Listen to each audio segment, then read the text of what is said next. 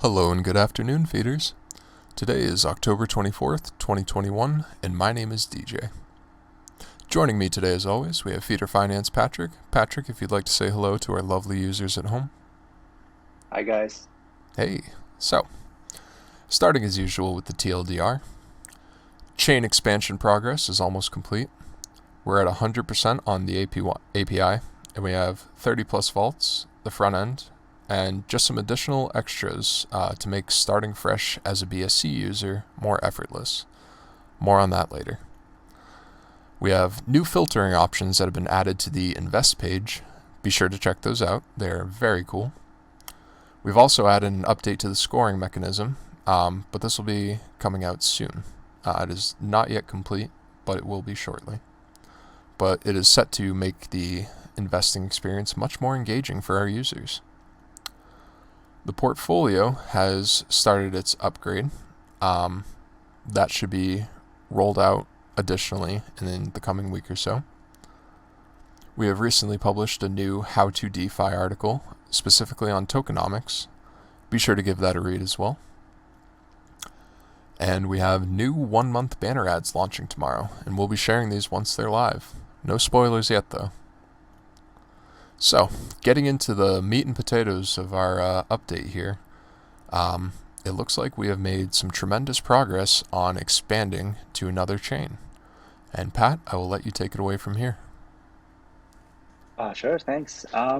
So we initially, just before our roadmap discussion, we went out and looking for potential chains we could cross to and reviewing a lot of those.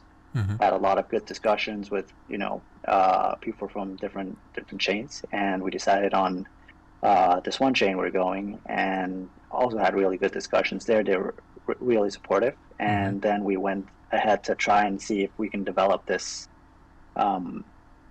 easily and how quickly we can do that. And as we do it, or as we tested it, it seems a lot easier than we initially thought. And so we just went ahead and just started developing, basically. And at this point, we've already completed testing and launched, roughly 30 vaults. And with our our charts that we show, we basically, the longer we have these ongoing and tested, there more information that could be shown in the chart. So it's pretty good that we're already having a lot of them runnings, because then our charts would be more informative as well once it's launched on the main site. And so that's on the vault part. The APIs, which is all these numbers you see from what the target TVL is, and what the APY is, and all of that. So that's all done. So we have 30 vaults done. The API are done. And the last piece usually is to link it all up with the front end. And that's also pretty much done. So at this point, users could, switch wallets between these networks pretty easily. And every product that you'll see on the Invest page, for instance, would show, both chains.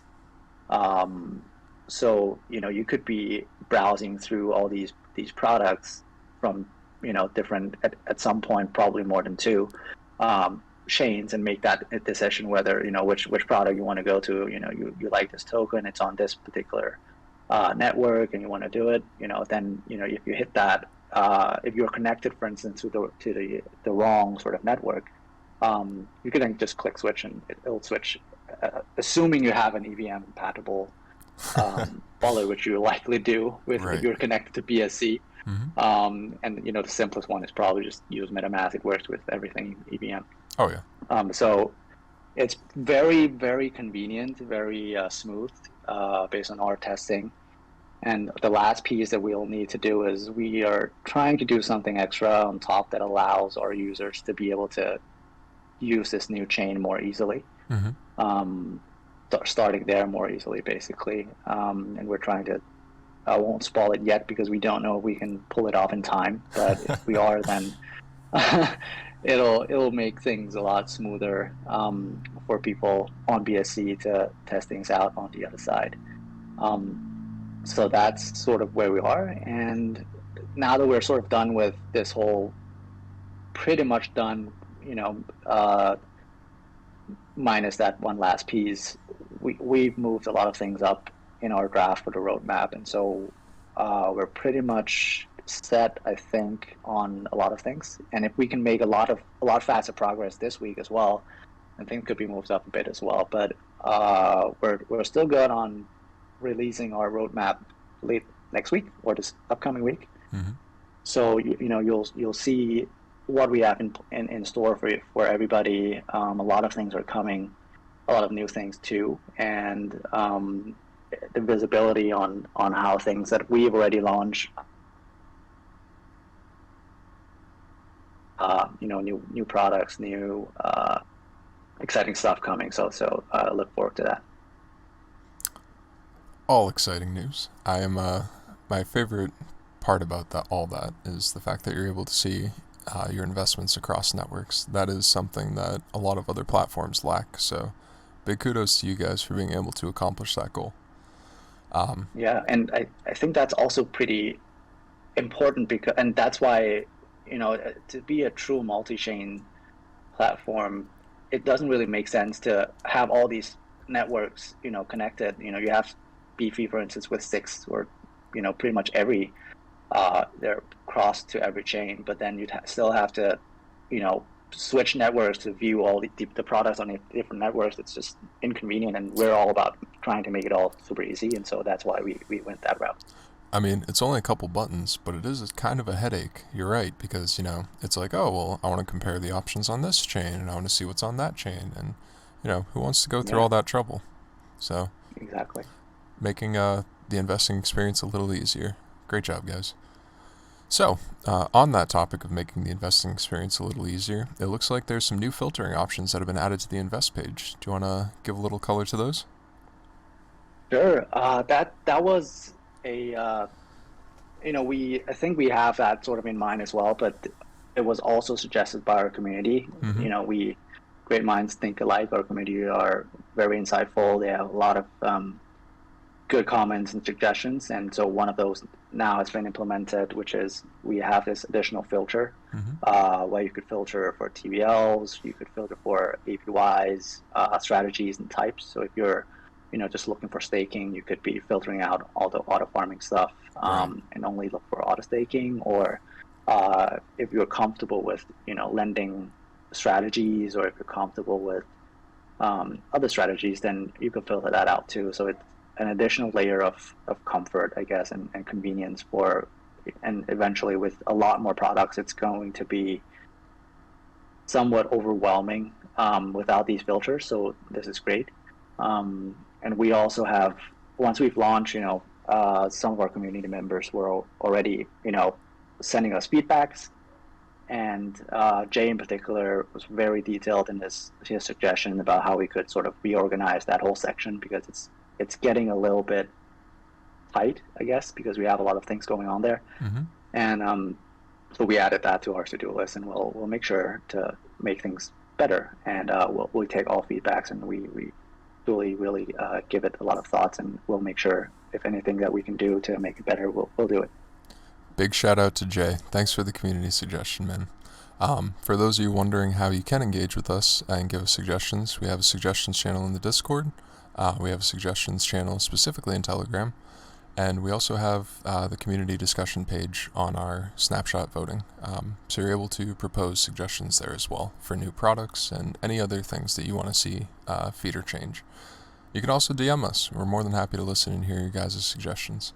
So big ups on that one as well. So it looks like there's a couple other things that are going on as well behind the scenes that we haven't fully fleshed out, specifically the product scoring and the portfolio upgrade. You want to paint a little bit of light for those, Pat?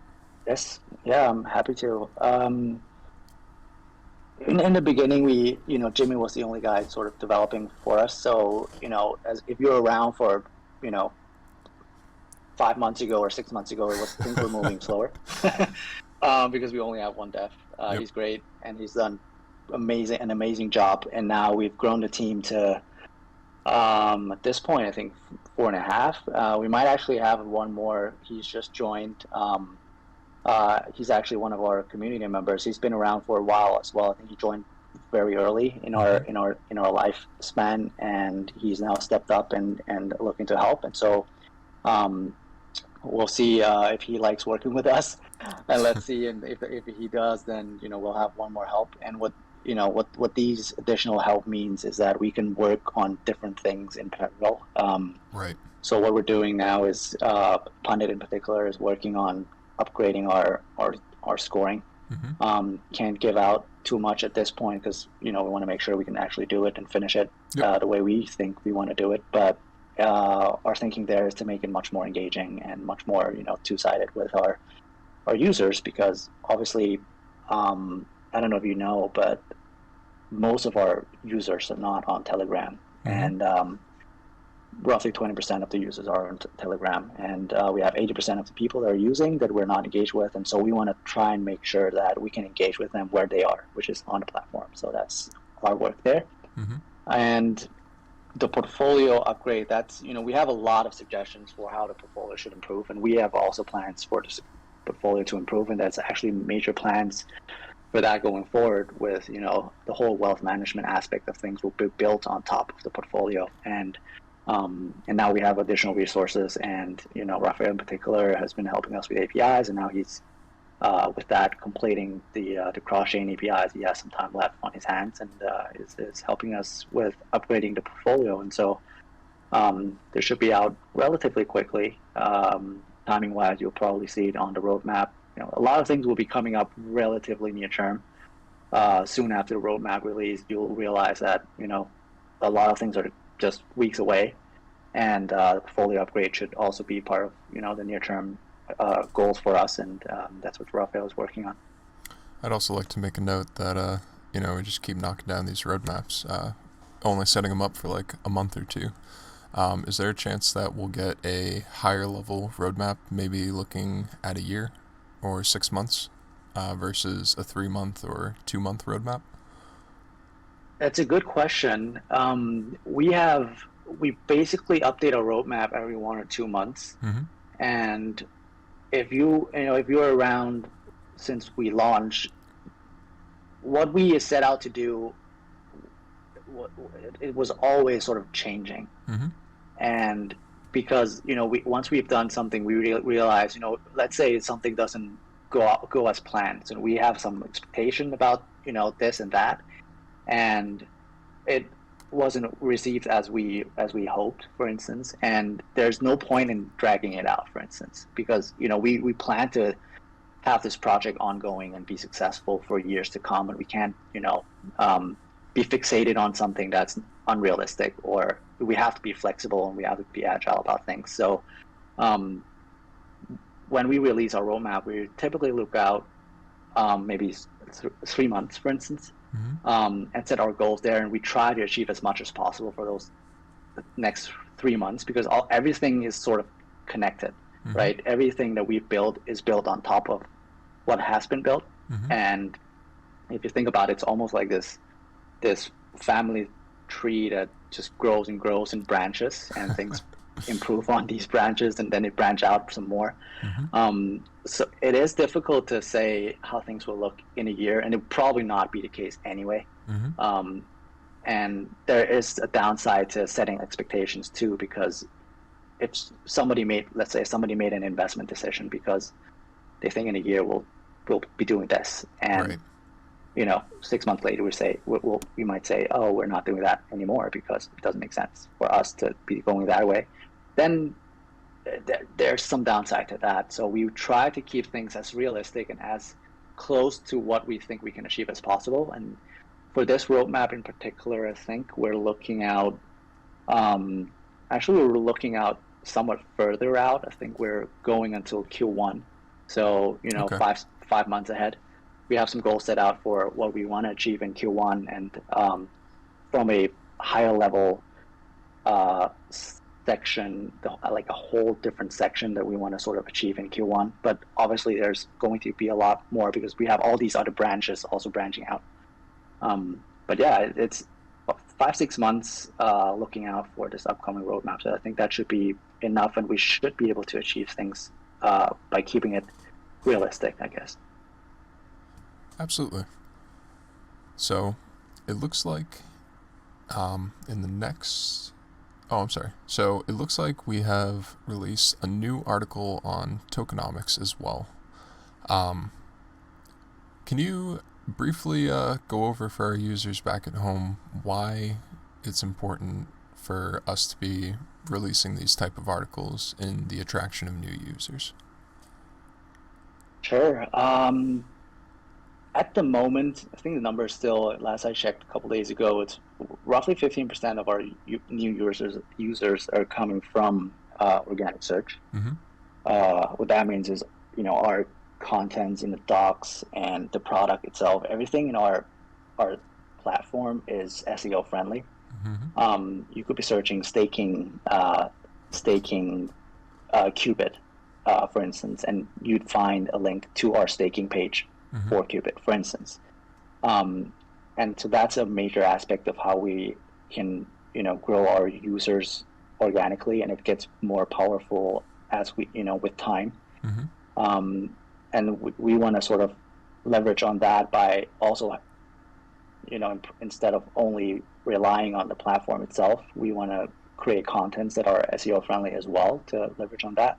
Mm-hmm. And so, it'll be more detailed, and there will be a lot more things written about. But at this moment, I think the simplest things to be writing about is just, educating people about DeFi, because, a lot of people are coming into DeFi and have no idea what's going on. Mm-hmm. The beauty of that is our platform makes it super easy for them, but it's still a complex topic. Like, how would you choose all these?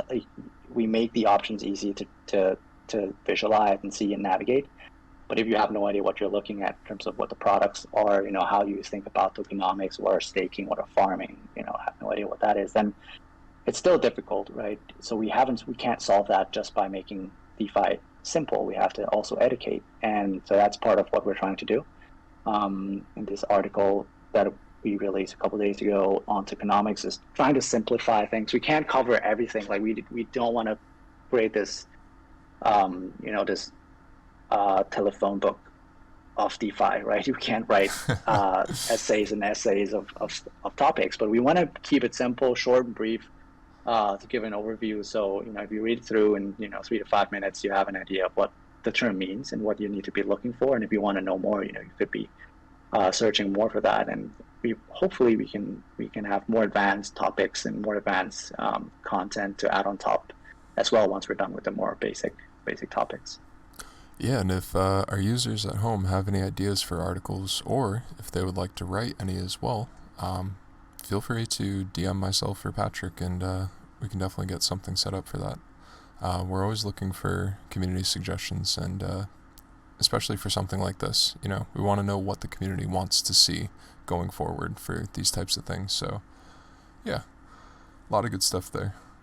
So it looks like we have a banner ad that's scheduled for launch tomorrow and will be ongoing for about a month. Is there any further details we can get there, or is it just going to be one of those wait and see things? I can give some color, I guess. I think based on what we've tried so far, and when it comes to sort of outbound marketing, I think everybody noticed that the PooCoin placement is very useful and very effective Mm-hmm. in getting us out there. Mm-hmm. And in the PooCoin case, it's actually pretty expensive. We just didn't pay for it. It was one of our advisors, influencer advisor, Mm-hmm. that put up his own capital to do that, and still does that. And so we're very appreciative of that. Thank you very much. Mm-hmm. Because it's really impactful. But we also learned that this type of advertising basically is very cost effective, because you're not just out there for a day or for a couple minutes, with tweets or stuff like that. When things are really fast moving, banners just stay there for a month. And if the place that you're placing these banners or these placements are visited often enough, if these platforms have enough users that come in every day, then you have these exposure that's ongoing. Mm-hmm. And what we're trying to do here is, this would be a test for us to see if it is effective as we think it is. And but we'll also test different types of banners. William has sent us one. We have another community member who just came out as being one of very talented designer. He never really said. He just pop up one day and sent me this banner. It looks really cool, and then he because he's an OG in our community. He just never said anything about designing, but he does it really really well. So that's something that's what I'm thinking about in terms of getting community engaged and community to help out with anything that they can, because we have 2,000 brains in our community, and I'm sure everybody is talented in different things, and if we can leverage on that, then everybody sort of wins. Mm-hmm. And what this means is we'll test Williams, we'll test what Jimmy and Paula did, and we'll test hopefully when he sends me the final draft, because his draft ones are pretty cool, but he says it's a work in progress. Mm-hmm. We'll test that as well and see what types of banners gets the most engagements and get the most clicks, lowering our cost per clicks. Right. And then we iterate from there, and if it works out well, then we'll find other places that we can place banners effectively, and hopefully that will be our our ongoing strategy for getting more exposure. And that is perfect. I can't wait to see what the new banners look like, or at least the drafts of them. Those are going to be exciting. So it looks like we haven't made any updates to the changelog this week, and I think that brings us to the end of our update, Pat. Do you have any last minute thoughts for our users back at home? I guess just congratulations to anybody holding Bitcoins. That those ETF getting traded, $1 billion in trading volume on the first day. That's amazing. Yeah. And I